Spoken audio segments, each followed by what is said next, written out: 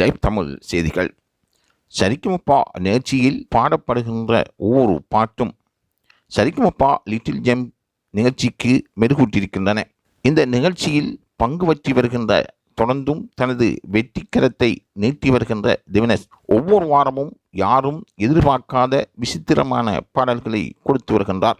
அந்த பாடலுக்கு மெருகூட்டும் அளவுக்கு பழம்பெரும் பாடகர் TMS போன்றவர்கள் பாடுகின்ற பாடலை அந்த திவினேஷ் என்ற சிறுவன் பாடி வருகின்றான். அதனால் அந்த பாடலுக்கு பிஞ்சி குரலில் பாடுகின்ற பாடல் பல பேரின் உள்ளங்களை வருடி போட்டிருக்கின்றது. நடுவர்கள் மெய்மறந்து பாராட்டுக்களை தெரிவிக்கின்றார்கள்.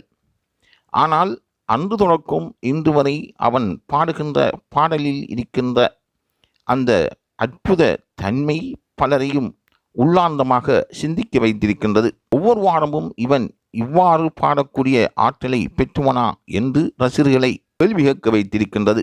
இருந்தாலும் இதுவரையும் ஃபைனலிஸ்டுக்கான தெரிவில் அவன் 4வது இடத்துக்கு தெரிவு செய்யப்பட்டானா என்ற கேள்விகளும் உருவாகியிருக்கின்றன.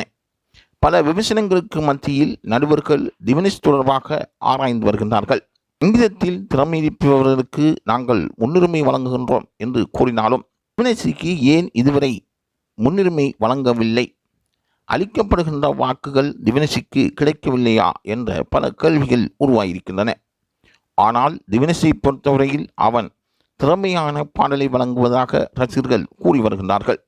திவினேஷுக்காகவே அந்த சரிகமபா நிகழ்ச்சியை பார்க்கின்ற ரசிகர்களும் இருக்கின்றார்கள். இது தொடர்பாக லைவ் தமிழ் செய்திகள் சரிகமபா நிகழ்ச்சி இயக்குநர்களிடம் கேட்டறிந்த பொழுது 4வது இறுதிப் போட்டியாளராக திவினேஷ் தெரிவு செய்யப்பட்டிருப்பது உண்மையே என்று கூறுகின்றார்கள்.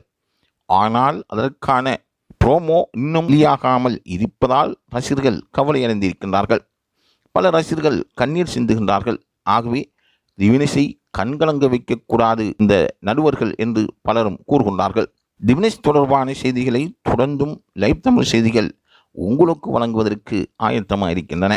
தொடர்ந்தும் எங்களுடன் இணைந்திருங்கள்.